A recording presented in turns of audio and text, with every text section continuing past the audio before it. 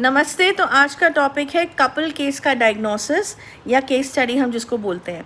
तो ये वीडियो मैं स्पेशली बना रही हूँ क्योंकि बहुत सी क्वेरीज आ रही हैं अभी रिसेंटली टीम के पास, जिसमें कपल केसेस हैं या लव केसेस हैं या मैरिज से रिलेटेड केसेस हैं, और लोग जो हैं वो ये कह रहे हैं कि हमें अपना डायग्नोसिस करवाना है।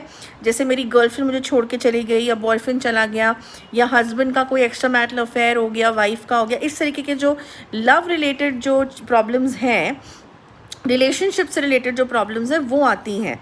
ओके, अब जब हम बात करते हैं कपल केस की, तो वहाँ पे टीम हमेशा ये बोलती है कि आपका अकेले का जिसका प्रॉब्लम है, जो विक्टिम है, जो छोड़ के गया है, या जिसके लिए आप बोल रहे हो कि कुछ प्रॉब्लम है, कुछ भी प्रॉब्लम हो सकती है, नेचर की प्रॉब्लम हो सकती है, ग्रहों का स्टडी कराना है कि मुझे लगता है कि मेरे पार्टनर के ग्रह जो हैं वो मुझसे मैच नहीं कर रहे, या कौन से प्लैनेट की वजह से हम दोनों की इतनी नहीं बन रही। कई बार ऐसे भी क्वेश्चंस आते हैं। तो हमेशा टीम ये बोलती है कि जब कपल वर्ड आ जाता है तो यहाँ पे आपका भी डायग्नोस होगा, मतलब दो जो एक दूसरे के साथ इन्वॉल्व हैं किसी भी रिलेशनशिप में फॉर दैट मैटर।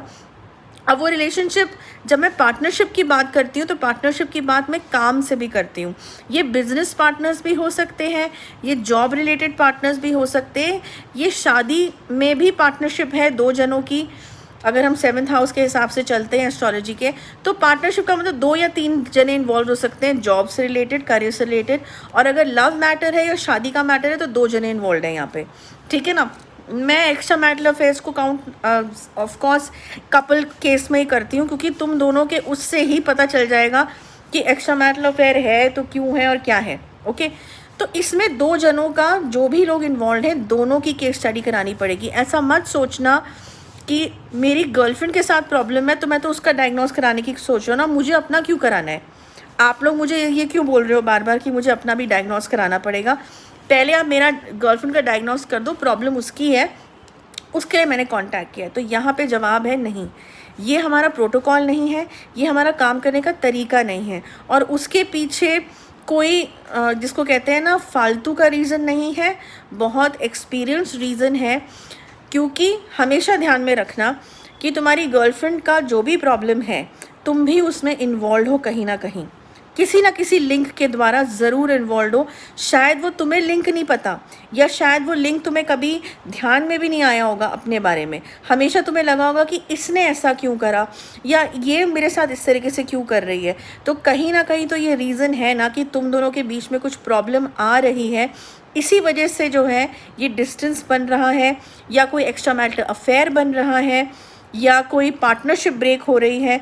तो दोनों के बीच में चाहे वो कंपैटिबिलिटी हो, चाहे वो अंडरस्टैंडिंग हो, चाहे वो ट्रस्ट हो, चाहे वो कम्युनिकेशन इशू हो, कुछ भी हो, कोई ना कोई तो रीज़न बन रहा है ना। अब वो रीज़न मैं सिर्फ गर्लफ्रेंड के उसको स्टडी करके तो नहीं बता पाऊँगी, वो तो मैं उसका रीज़न बता पाऊँगी कि उसके चार्ट में या उसकी लाइफ में क्या प्रॉब्लम्स हैं, राइट।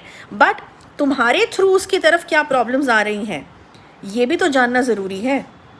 हम ये नहीं कह सकते कि हम वाइट वॉश होके निकल जाएंगे कि प्रॉब्लम, क्या पता वो जड़ जो है वो तुम्हारे से ही शुरू हो रही है, या वो कंपैटिबिलिटी इशू की वजह से, या तुम्हारी कोई ऐसी बात है, या तुम्हारा कोई ऐसा ग्रह है जो उसके किसी पर्टिकुलर ग्रह के साथ मैच जब नहीं हो रहा तो ये प्रॉब्लम जो है ये राइज कर रही है।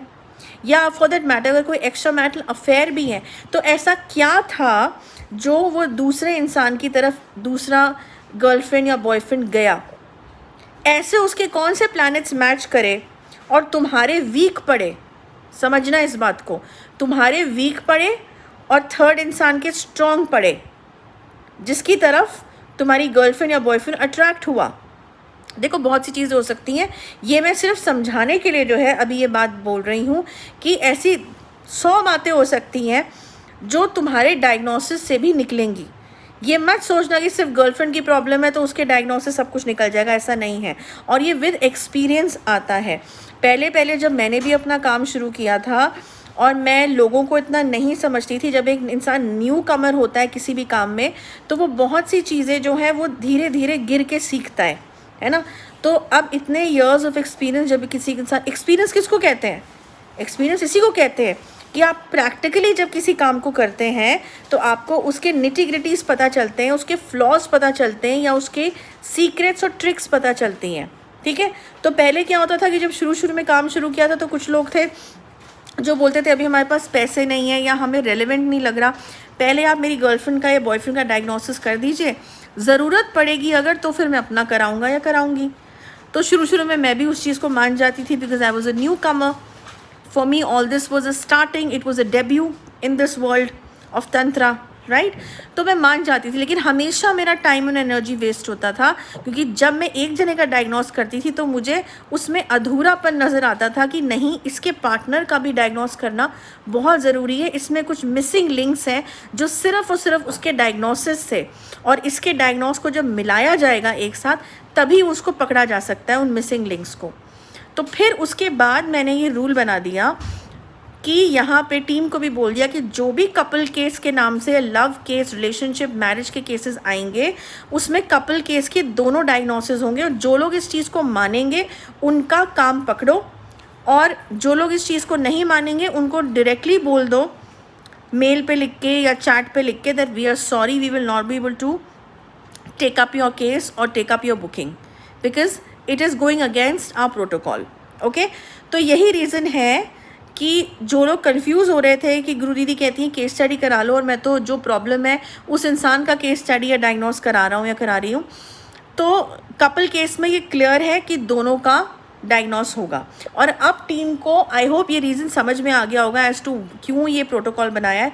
इसके बारे में मैंने एक्सक्लूसिव ये वीडियो बना दिया है, जिसको वो कोई प्रॉब्लम हो या डाउट हो तो इस वीडियो को देख लेना, और टीम का मत टाइम वेस्ट करना बोल के कि नहीं हमें तो एक ही डायग्नोस कराना है, उसका मैंने रीज़न बता दिया। उसके बाद फिर जब टीम ब्लंट हो जाती है तो कुछ लोगों को पसंद नहीं आता, but you need to understand that time has a lot of value. Okay, specially इस हर किसी का टाइम वैल्यूबल है, और सोचो कि जो ब्लैक मैजिक विक्टिम्स हैं उनके लिए एक एक सेकेंड जो है वो कीमती होता है, वो मायने रखता है, वो प्रायोरिटी होती है, क्योंकि उनके साथ नेक्स्ट पल में क्या हो जाए कुछ नहीं पता। So respect our time as we are respecting your time. और अगर बार बार सेम क्वेश्चंस पूछे जाते हैं तो एक पॉइंट के बाद या तो ब्लॉक कर दिया जाता है, और या फिर जवाब नहीं दिया जाता या ब्लंटली बोल दिया जाता है। Okay, so don't let that happen. Reason समझो, लॉजिक समझो, और रिस्पेक्ट करो इंस्ट्रक्शंस की। Okay, that's very important. जब तुम्हें किसी स्पिरिचुअल हीलर को कांटेक्ट करते हो तो सबसे पहले तो तुम्हें सरेंडर मोड में जाना होता है। ईगोज़, अपनी चलानी, अपनी ज़िद never works. Okay, so that's about it. I hope ये वीडियो जो है लोगों को समझ में आएगा जिनको ये कन्फ्यूजन थी, एंड अब आगे से ये चीज़ जो है क्लियर हो गई होगी बहुत से लोगों को, और ये प्रॉब्लम नहीं आएगी for the diagnosis for the couple case. Okay, so बस इतना ही। नेक्स्ट वीक मैं एक और वीडियो लेके आऊँगी। Till then, good bye.